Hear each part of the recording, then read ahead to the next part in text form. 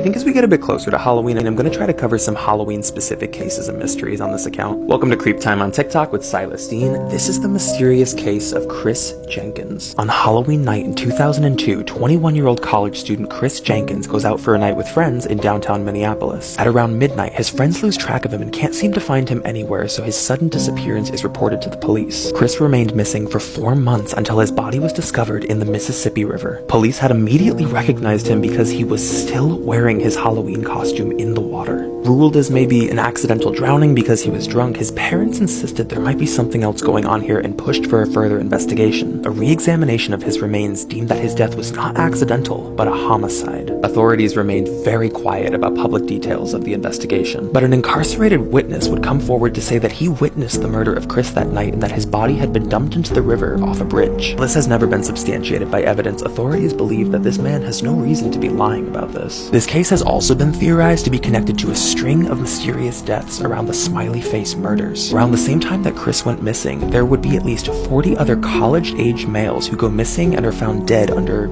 strange circumstances involving drownings and mysterious locations in water. The scenes where these bodies were discovered were all marked with mysterious smiley faces that would be spray painted and graffitied onto walls and landmarks. This is a case for a whole other video. The case of Chris has never been connected to these other deaths, but remains a mystery as to what really happened to Chris that Halloween night. I had to get myself up and out of the bed for this because I'd never heard of this case before. Welcome to Creep Time on TikTok with Silas Dean. These are the 13 unaccounted minutes before Patrice Andres went missing. On April 15th of 2004, Patrice, who's a local salon owner in Georgia, walks into her shop and finishes her last client at exactly 11:37 a.m. Another client then calls the shop at 11:50, to which there's no answer, which is very unlike Patrice. In that 13-minute window, something happens in that salon where Patrice goes missing. The next client comes in to find the shop empty, and police are called to the scene, which is eerily undisturbed. Aside from some missing money in the register, there's nothing that's out of place, there's no sign of a struggle, even her lunch is still sitting there warmed up. But 2 separate witnesses would come forward to report passing the salon within that time frame. Both witnesses come forward to report seeing a light blue sedan parked out front and 2 unidentified women standing next to it. One of the women was described as tall with dark hair and the other short with light hair. These eyewitness accounts mark one of the only insights as to what happened in those 13 minutes. After 20 months of searching, her remains are finally found at the bottom of a ravine, but the manner of death is unknown. Initially, her husband is suspected to be involved as maybe a jealous spouse, but a scrutinizing investigation would rule him out. She leaves behind her 15-year-old son at the time, who till this day continues to search for answers as to what really happened to his mom on April 15th. So what are your theories as to those 13 unknown minutes? Halloween is here, Halloween is upon us, it has come. Welcome to Creep Time on TikTok with Silas Dean. Today we are looking at 3 unexplained pictures caught on camera, and number 3 is horrifying. Number 1, Loch Ness Lake is famously known as a lake that houses a legendary creature known as the Loch Ness Monster. In a recent photo captured by a tourist, they spot the back of something strange in those waters. This might look like just a large fish, but by proximity to the landmarks around it, whatever this is in the water, it's over 8 feet in length.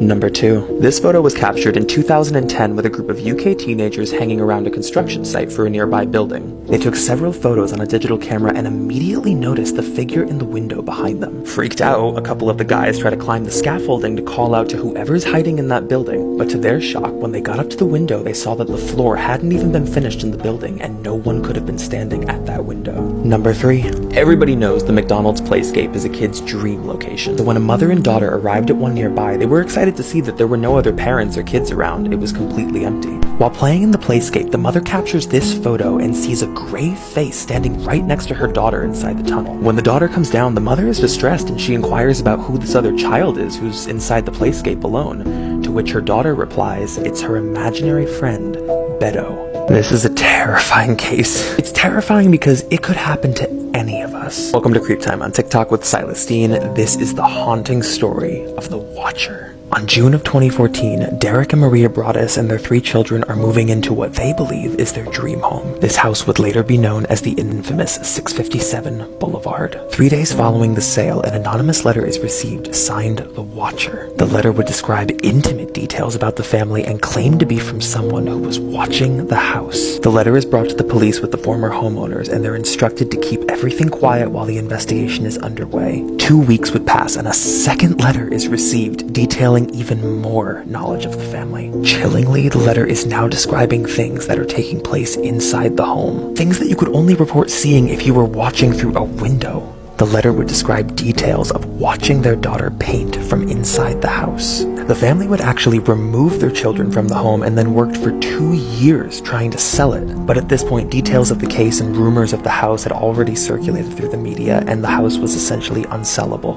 In 2016, they're finally able to find a buyer, but then another letter is received. This letter is vicious and threatening, even going as far as to threaten an accident that could happen to a family member. Despite security cameras, fingerprint samples, cold leads, police are never able to identify the watcher, nor do they know if the watcher is still watching 657 Boulevard. I've wanted to cover this case for so long. Welcome to Creep Time on TikTok with Silas Dean. This is the mysterious disappearance of Frederick Valentich. On the evening of October 21st in 1978, Australian pilot Frederick would rent a commercial aircraft for a routine cargo trip. At 7:06 p.m., he radios in to air traffic control to ask if there's any expected air traffic at the 5,000-foot level, to which air traffic control says no. He reports seeing a long, metallic aircraft with 4 bright lights moving at very fast speeds. The control room starts to notice a panic in his voice as he realizes the aircraft is getting closer to his, and he asks if maybe it could be a military plane, due to the unknown appearance and the speeds it's able to travel. But the control room repeats they have no knowledge of any known aircraft that's supposed to be in that area, nor one that fits that description. While trying to identify what he's seeing, he radios in that the aircraft is now hovering above his, and he describes a bright green light shining from the base and a shiny metallic exterior. Frederick is then heard on the radio for one final time where he says, "It's not an aircraft." His transmission is then interrupted by an unknown sound which was described as metal scratching together before going completely static. This was his last recorded correspondence before his plane is deemed missing. Despite search efforts and investigations, his plane is never found, and no one really knows what Frederick saw that night.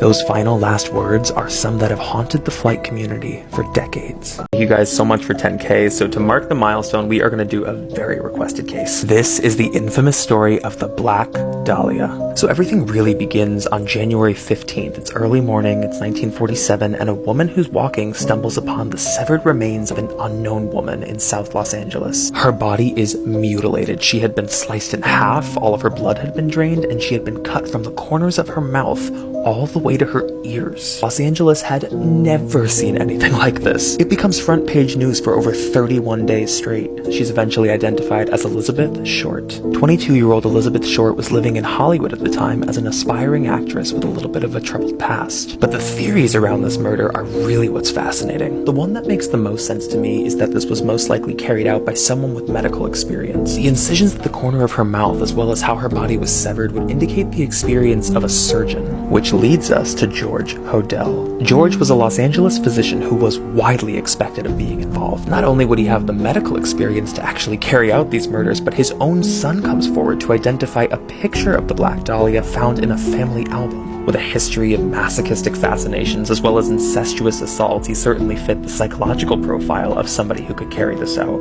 Although he would be heavily investigated, there is no evidence that can prove his involvement. One of the most infamous unsolved cases of the 20th century. And till this day, no one knows for sure what happened to Elizabeth Short. This case is gonna give you chills. Welcome to Creep Time on TikTok with Silas Dean. This story is from a man named Grady Hendrix about his childhood back in the 80s. So his parents had moved into this house around May of 1981. He's like any other 9-year-old kid. He realizes he can sneak downstairs in the middle of the night and grab anything he wants from the kitchen without his parents finding out. Until one night, while he's sneaking down in the dark, he hears something that makes him freeze. The sound of a fork hitting a counter in the kitchen. From the hallway, he can see the outline of a tall, thin man who had been eating at the kitchen counter. He races upstairs and he gets his parents up from their sleep, but of course by the time they go downstairs, there's nothing. But over the next couple of months, there's odd instances of strange noises in the house, there's things being misplaced in the kitchen. Over that summer, while he's lying awake in bed, he hears movements coming from the ceiling above him, so he flips over on his back. He recounts seeing a pair of eyes staring back at him from the ceiling vent. He becomes hysterical. His parents get up, they have to search the attic, they search all the crawl spaces, but still, they're not finding saying anything. They just keep assuming that he's freaked himself out. But by the end of that summer, an HVAC inspector comes to the house and finds something horrific. The rotting remains of a dead man who had crawled into their vent system and was living in their walls. I can't think of anything more chilling than that, but of course what this meant was that everything Grady had seen was real. Since I've heard this story, I can't look at the vents in my house. I'm so freaked out.